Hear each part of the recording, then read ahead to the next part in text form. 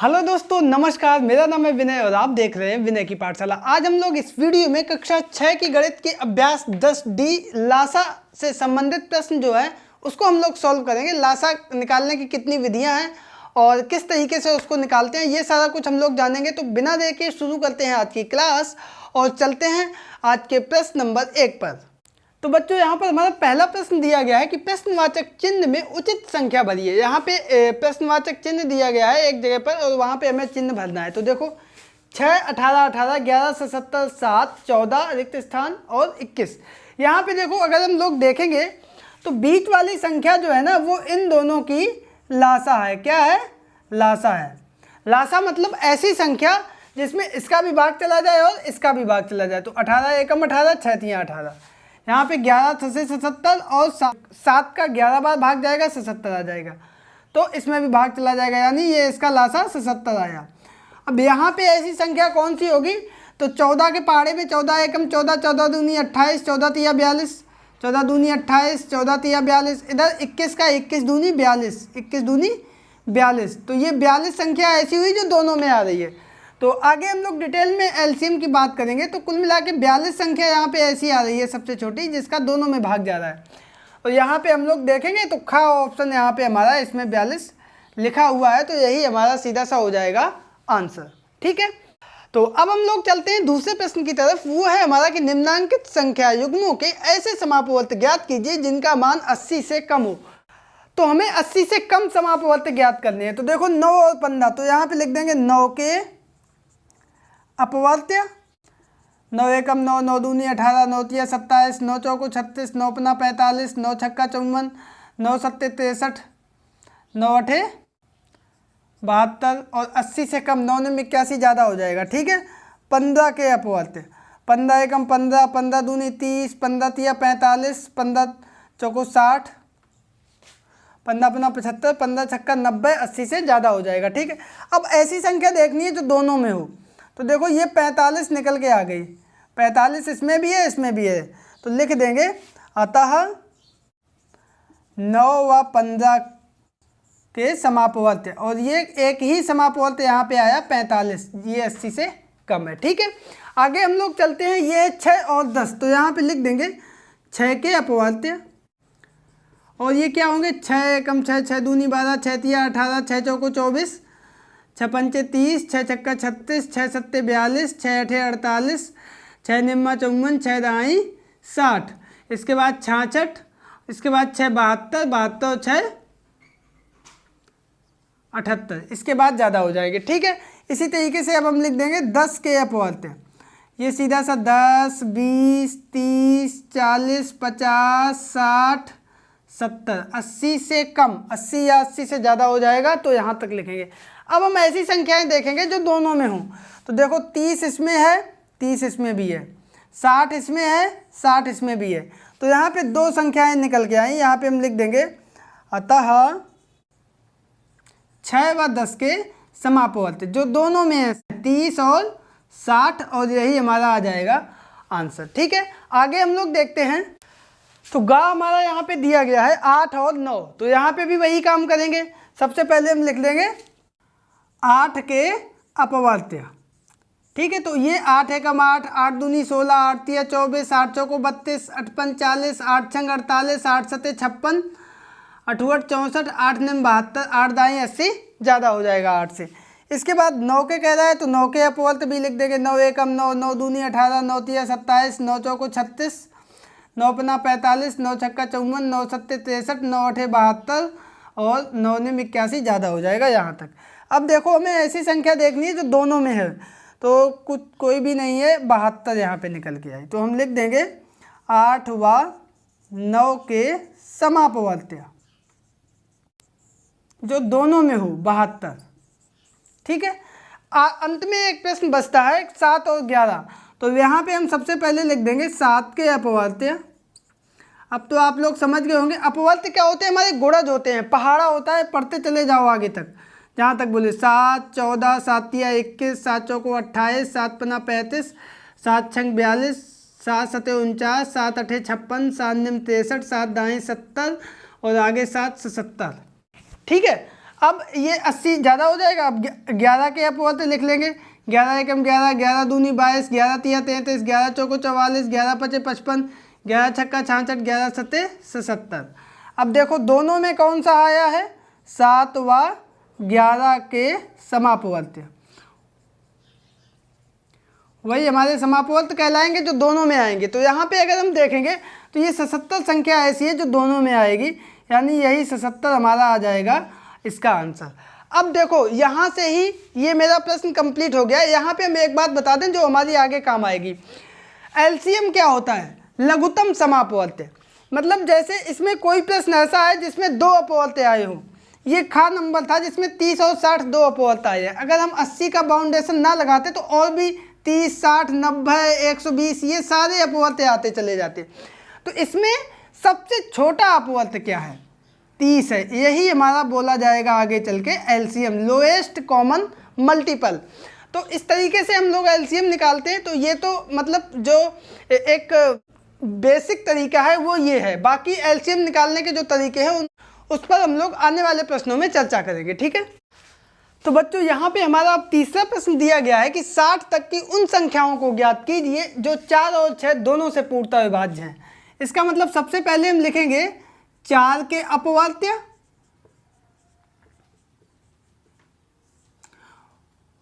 और उसके बाद लिखेंगे 6 के अपवर्त्य। उसके बाद इन दोनों में जो कॉमन होंगे उनको हम लिखेंगे 4 व 6 के समापवर्त्य, ठीक है। तो 4 के क्या होंगे, 4 पहाड़ा लिख पढ़ते चले जाओ 4 का। 4 एकम 4, 4 दूनी 8, 4 तिया 12, 4 चौको 16, 4 पंचे 20, 4 छंग 24, 4 सत्ते 28, 4 8 32, 4 निम 36, 4 दाएँ 40। उसके बाद 44 में 4 जोड़ देंगे 48, में 4 जोड़ देंगे 52, में 4 जोड़ देंगे 56, जो 60 तक की, और उसके बाद आ जाएगी 60, ठीक है। तो ये यहाँ तक हो गए 4 के। ये लाइन यहाँ पे हटा दो, आगे तक कर दो। अब हम लोग लिखेंगे 6 के अपवर्त्य। तो 6 के पहाड़े में 6 एकम 6, 6 दूनी 12, 6 तिया 18, 6 चौको 24, 6 पंचे 30, 6 छक्का 36, 6 सत्ते 42, 6 अठे 48, 6 निम्मा 54, 6 दाई 60, ठीक है। अब समापवर्त्य वो संख्याएं जो दोनों में हों। तो देखो 12 दोनों में है, 12 आ गई। उसके बाद 24 दोनों में है, 24 आ गई। उसके बाद 36 दोनों में है, 36 आ गई। उसके बाद 48 दोनों में है, 48 आ गई। और उसके बाद 60 भी दोनों में है, 60 आ गए। तो ये आप देखेंगे ये भी एक टेबल बन रहा है। ये 4 और 6 के अपवर्त्य जो थे, तो इन दोनों को समापवर्त्य 12 की टेबल है। 12, 24, 12, 36, 12 चौको 48, 12 पंचे 60। यही हमसे प्रश्न पूछ रहा था, जो कि हमारा आंसर आ गया। और अगर इसमें हम एलसीएम की बात करें तो सबसे छोटा समापवर्त्य क्या है, 12 है। तो 12 हमारा एलसीएम आ जाएगा, ठीक है। तो ये हमने अभी आपको बता दिया है। अब हम लोग चलते हैं चौथे प्रश्न पर। तो यहाँ पे हमारा प्रश्न नंबर 4 दिया गया है कि निम्नांकित संख्याओं का लासा ज्ञात कीजिए। यहाँ पे लासा ज्ञात करना है। विधि इन्होंने नहीं बताई है किस विधि से ज्ञात करना है। तो हम कुछ प्रश्न लगा देंगे गुणनखंड विधि से और कुछ प्रश्न लगा देंगे भाग विधि से, ठीक है। तो सबसे पहले ये 2 प्रश्न जो लिखे हैं ये हम गुणनखंड विधि से करेंगे। तो 5 के गुणनखंड क्या होते हैं, बहुत आसान है। 5 गुणे 1, 5 एकम 5। 10 के गुणनखंड होंगे 5 दूनी 10। तो 5 के नीचे 5 गुणे 1 के नीचे नहीं 2 आगे आएगा, ठीक है। इसी तरीके से 15, ये 5 तिया 15। तो 5 के नीचे 5 और ये 3 जो है हमारा आगे चला जाएगा, ठीक है। तो ये अब क्या करेंगे, लाइन कर दिया। अब मासा में क्या करते थे, जो तीनों में होता था उसी को नीचे लिखते थे। जबकि लासा में क्या है, सबको नीचे लिखेंगे। ये वाली लाइन आ गई 5, ये वाली लाइन आ गई 1, ये वाली लाइन आ गई 2 और ये वाली लाइन आ गई 3। सभी का कर देंगे आपस में गुणा। 5 एकम 5 दूनी 10 तिया 30, गुणा कर देंगे आपस में, आ गया 30। तो यही 30 हमारा आ गया लासा, ठीक है। किसका लासा हुआ, 5, 10 और 15 का, जो कि हमारा आ गया आंसर, ठीक है। अब हम लोग देखते हैं आगे वाला प्रश्न। अब इसमें देखो 16 का गुणनखंड बहुत आसान है। अगर हम इधर गुणनखंड भी करना चाहें 2 से भाग देंगे 2 अट्ठे 16, 2 से भाग दे देंगे 2 चौको 8, 2 से भाग देंगे 2 दूनी 4, 2 से भाग दे देंगे 2 एकम 2। ठीक है, इसी तरीके से 44 में 2 से भाग देंगे 2 दूनी 4, 2 दूनी 4, पुनः 2 से भाग दे देंगे 2 एकम 2, 2 एकम 2, 11 का भाग दे देंगे 11 एकम 11। गुणनखंड करने आपको आ जाने चाहिए। 64 से भाग देंगे तो देखो जैसे 16 का दिया था उसी तरीके से 64 का दे देंगे। तो देखो 64 का सबसे पहले 4 है अंत में, तो 2 से जाएगा, दुत्ती 6, 2 दूनी 4, यहाँ पे 2, पुनः 2 से जाएगा 2 एकम 2, 2 छक्का 12, पुनः 2 से भाग जाएगा 2 अट्ठे 16, पुनः 2 से भाग जाएगा 2 चौको 8, पुनः 2 से भाग जाएगा 2 दूनी 4, अंत में 2 एकम 2। अब गुणनखंड करके यहाँ पे लिख देंगे 16 का क्या हुआ, 2 कितनी बार था, 4 बार था, 2 गुणे 2 गुणे 2 गुणे 2 4 बार। 44 2 है 2 बार, 1 बार 11, तो 2 बार, तो 2 के नीचे 2 आ गया। अब 11 2 के नीचे नहीं लिखेंगे, 11 लिखेंगे हम आगे। 64 में 3 4 5 6, 2 है 6 बार, तो देखो 1 2, और ये 2 के नीचे था ना, तो ये 2 यहाँ पे आ जाएगा और इस 2 के नीचे ये 2 आ जाएगा। अभी भी 2 2 बचे हैं, तो ये 11 के नीचे नहीं लिखेंगे, ये 2 आएंगे हमारे आगे। इस तरीके से लिखेंगे, लिखना आपको आना चाहिए। ठीक है, अब क्या करेंगे, जो सभी में संख्याएं हैं उनको हम लोग नीचे लिख देंगे। एक ये 2 आएगा, एक ये 2 आएगा, एक ये 2 आएगा, एक ये 2 आएगा, इसके बाद ये 11 भी हमारा नीचे आएगा, ये 2 अंत में आएगा और एक ये 2 भी आएगा। सभी का कर देंगे आपस में गुणा। 2 दूनी 4, दूनी 8, दूनी 16, 16 दूनी 32, दूनी 64, 64 में कर देंगे गुणा 11 का। तो देखो 64 का 11 में गुणा करेंगे, 64 64 4 6 4 10 की सूत्र 704, तो ये आ जाएगा हमारा 704, यही हमारा निकल के आ जाएगा लासा। तो ये था प्रश्न नंबर 4 का खा। आई होप कि आप लोग इसको समझ गए होंगे। और अब चलते हैं अगले प्रश्न पर, इसके गा प्रश्न पे। तो यहाँ पे हमारा गा दिया गया है संख्याएं 10 65 91। अब हम जो लासा है वो निकालेंगे भाग विधि से। ठीक है, तो देखो भाग विधि में क्या करते हैं, ये संख्याएं हम लिख लेंगे इसी तरीके से 10, 65, 91। अब हम क्या करेंगे, ऐसे लाइन कर ली। ठीक है, अब हम भाग देंगे एक संख्या जो जिसका भी भाग जाएगा किसी में, चलो 2 से दे लेते हैं क्योंकि 2 का भाग 10 में चला जाएगा, 2 पंचे 10। अब 2 का भाग 65 में नहीं जाएगा तो हम 65 संख्या पूरी इसी तरीके से लिख देंगे। 2 का भाग 91 में नहीं जाएगा तो 91 को भी हम इसी तरीके से लिख देंगे। अब 5 अभी इसमें बाकी है तो 5 का भाग देंगे, 5 एकम 5। अब 5 का भाग 65 में जाएगा, जाएगा, 5 एकम 5, 5 या 15, 13 पचे 65।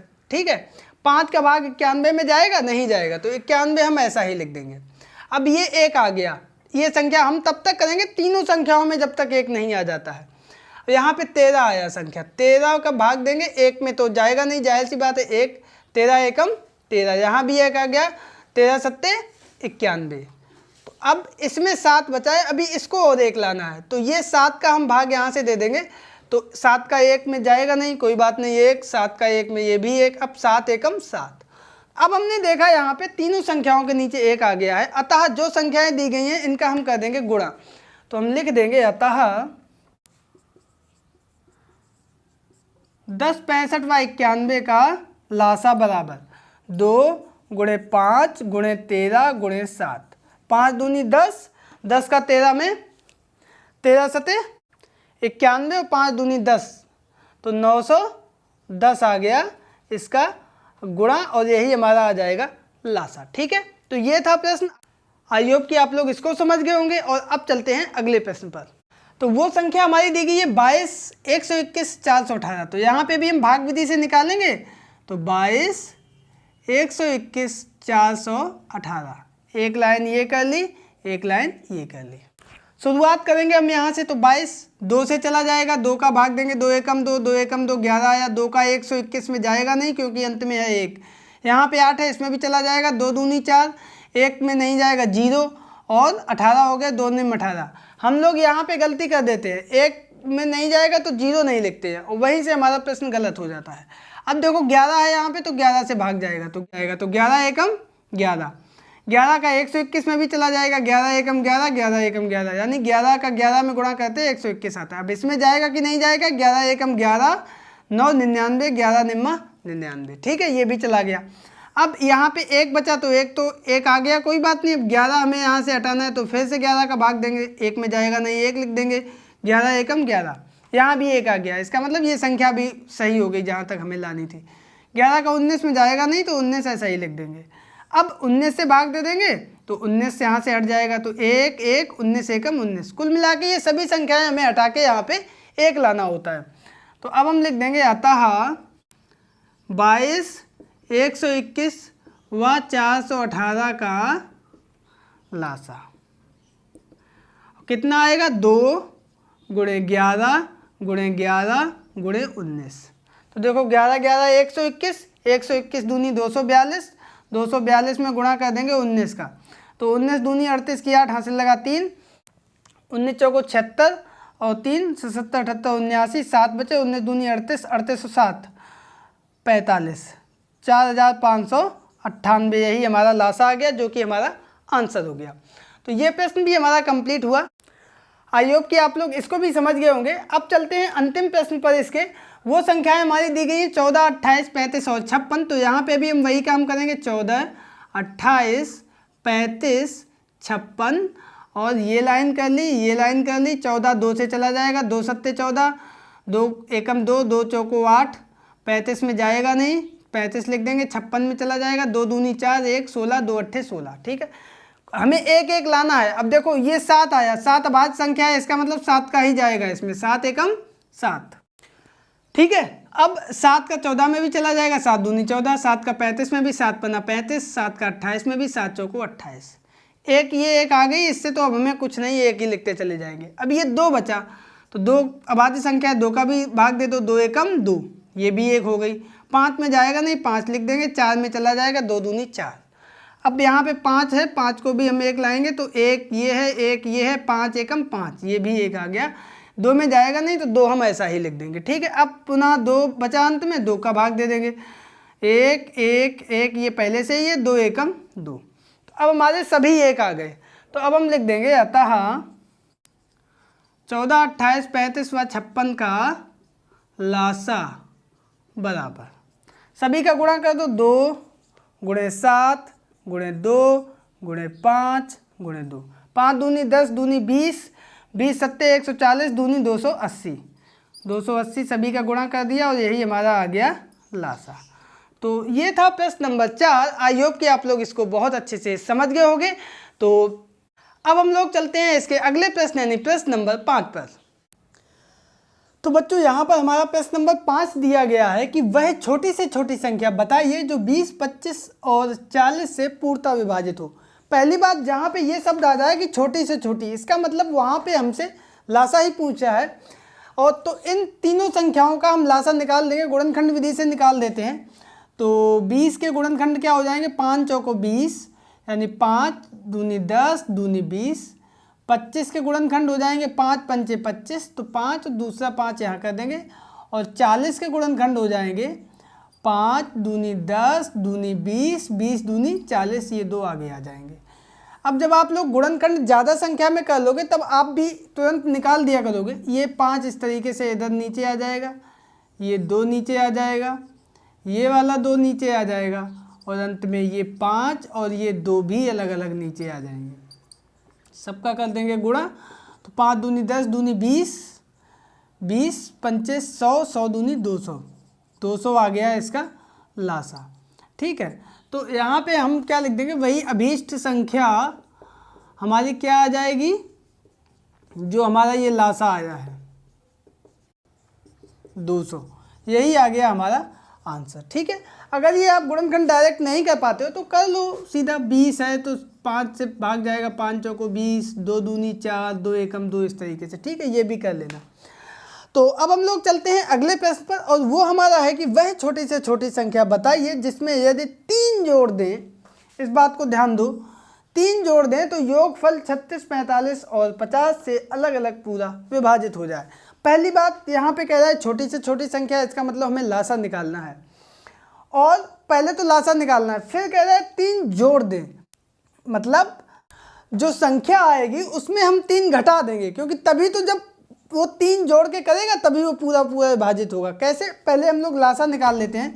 तो भाग विधि से हम लासा यहाँ पे निकाल लेते हैं। 36, 45, 50। तो लासा निकालने के लिए भाग विधि का इस्तेमाल कर रहे हैं। 2 से भाग दे देंगे, 2 एकम 2, 2 अट्ठे 16, 45 में जाएगा नहीं 45, 50 में चला जाएगा 2 का, 2 दूनी 4, 1 बचा, 2 पंचे 10। अब यहाँ पे 18 में भी 2 का भाग दे दो, 2 निम 18, 2 का 45 में जाएगा नहीं, 25 में भी नहीं जाएगा। 9 के लिए 3 का भाग जाएगा, 3 तिया 9, तो 3 तिया 9, 3 का 45 में भी चला जाएगा, 3 एकम 3, 1 बचा 15, 3 पचे 15, 25 में 3 का नहीं जाएगा। पुनः 3 का भाग दे देंगे तो 3 एकम 3, 3 पचे 15 और 25 में जाएगा नहीं। एक तो एक हमारा आ गया, बाकी अभी आ रहे हैं। तो अब इसमें 5 का देंगे भाग, तब एक आएगा। तो एक ये 5 एकम 5, पचम 25। अंत में ये 5 बचा है तो 5 का भाग दे देंगे, तो एक एक एक, और ये 5 का 5 में जाएगा तो 5 एकम 5। अब यहाँ पे पूरा एक एक आ गया। ठीक है, तो ये अब हम लासा निकालेंगे तो कितना आ जाएगा। 2 बार है 2, 2 गुणे 2, 3 है 2 बार, 3 गुणे 3, 5 है 2 बार, 5 गुणे 5। तो देखो 2 दूनी 4, 4 तिया 12, 12 तिया 36 और गुणे पचम 25। गुणा कर दो तो 25 चौको 100, 25 छक्का 150, 0 15, 25 तिया 75 और 15 90, 900। तो अब देखो प्रश्न कह रहा था उसमें 3 जोड़ दें, तो ये तो हमारा आया जिसमें पूरा भाग चला जाएगा। लेकिन संख्या हमसे वो पूछ रहा है जिसमें 3 जोड़ दें। इसका मतलब 3 घटाने पे लिखेंगे, अतः अभीष्ट संख्या बराबर 900 माइनस 3 बराबर 897। यही हमारा आ जाएगा आंसर। 3 क्यों घटाया, क्योंकि प्रश्न हमसे कह रहा था 3 जोड़ दे। तो अब 897 में 3 जोड़ देंगे 900, और 900 में फिर इनका भाग चला जाएगा। ठीक है, तो यही हम ध्यान रखते हैं। जब प्रश्न कहे जोड़ दें तब हम घटाएंगे, जब कहेगा घटाने पे तब कहेंगे जोड़ देंगे। ठीक है, तो ये था प्रश्न नंबर 6। आई होप आप लोग इसको समझ गए होंगे। और अब चलते हैं प्रश्न नंबर 7 पर। तो बच्चों यहाँ पे हमारा प्रश्न नंबर 7 है कि वह छोटी से छोटी संख्या बताइए जिसमें 75, 80 और 135 से भाग देने पर प्रत्येक दशा में 3 शेष बचे। तो देखो छोटी से छोटी शब्द आया है, इसका मतलब सबसे पहले तो हमें इन संख्याओं का निकालना है लासा। तो लासा निकाल लेते हैं गुणनखंड विधि से। 75 के अगर हम लोग गुणनखंड करेंगे तो इसमें 5 है अंत में, 5 एकम 5, पचम 25, 5 तिया 15। ठीक है, इसके बाद 80 के अगर हम निकालेंगे तो 2 से भाग देंगे 40, पुनः 2 से भाग देंगे 20, पुनः 2 से भाग देंगे 10, 2 से भाग देंगे 5। तो 75 के पहले हम लिख देते हैं 5 गुणे 5 गुणे 3। 80 के हम लिख देंगे 2 है 4 बार, 1 बार 5, तो 5 के नीचे 5 और डैश, 2 है 4 बार। अंत में 135 में अंत में 5 है तो 5 एकम 5, 5 दूनी 10, 5 सत्ते 35, 3 निम 27, 3 तिया 9 और अंत में 3 एकम 3। ठीक है, तो ये हमारा आ जाएगा 135 में 3 बार 3, 1 बार 5, 1 बार 5।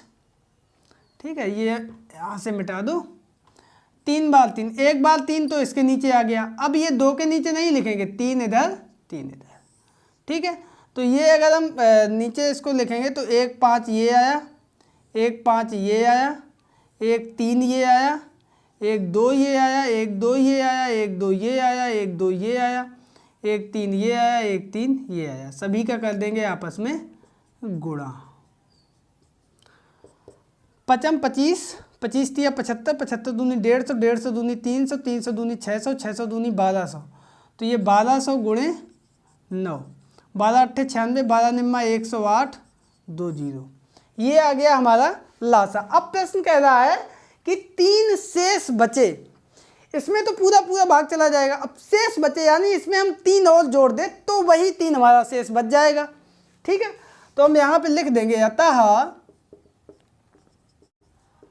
अभीष्ट संख्या बराबर जो हमारी 10,800 ये आई है, इसमें हम 3 जोड़ देंगे तो ये हमारी हो जाएगी 10,803 और यही आ जाएगा हमारा आंसर। ठीक है, तो ये था प्रश्न नंबर 7। आई होप आप लोग इसको समझ गए होंगे। और अब चलते हैं प्रश्न नंबर 8 पर। तो 8वां प्रश्न हमारा दिया गया है कि वह छोटी से छोटी संख्या ज्ञात कीजिए जिससे 7 घटाने पर शेष बची संख्या 20 28, 35 और 105 से पूर्णतः विभाजित हो।